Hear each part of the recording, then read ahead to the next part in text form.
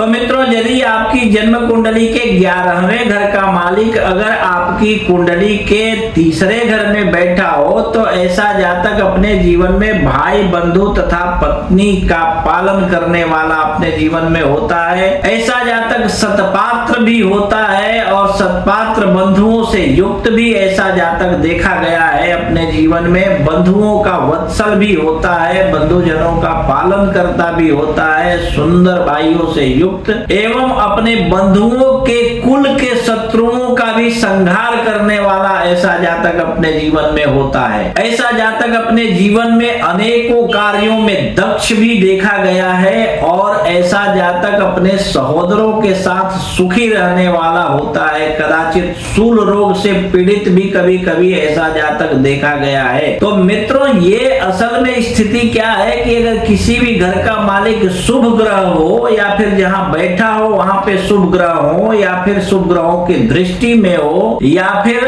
अशुभ ग्रहों की संगति में या उनकी दृष्टि में कितने भी अच्छे घर का मालिक हो तो ऐसी परिस्थितियों में वो ग्रह शुभ फल नहीं दे पाता है। और ऐसा भी देखा गया है कि कभी कभी अशुभ घर का मालिक ग्रह भी अगर अच्छी स्थिति परिस्थितियों में बैठ जाए तो उसके अशुभ प्रभाव को नष्ट कर देता है और शुभ फल प्रदान करने लगता है। ठीक है, तो ये ज्योतिष का रहस्य है और आप इस प्रकार से अपनी कुंडली देख करके संपूर्ण रूप से समझ सकते हैं। और अगर समझ में न आवे तो आप किसी श्रेष्ठ विद्वान ज्योतिषी को संपर्क कीजिए, उससे अपनी कुंडली दिखाइए और अगर कोई ना मिले या फिर आपको उसके बाद भी समझ में न आवे तो आप अपनी कुंडली हमें दिखा सकते हैं। हम आपकी कुंडली देखकर आपको विस्तार से समझाकर ये बात बतला देंगे कि आपको आपके जीवन में कौन सा ऐसा कार्य है जिसको बिल्कुल ही नहीं करना चाहिए और कौन सा ऐसा कार्य है जिसको आप निश्चिंत होकर के अपने जीवन में कर सकते हैं। ठीक है, ये बात मैं विस्तार पूर्वक समझाकर आपको बतला दूंगा। ठीक है।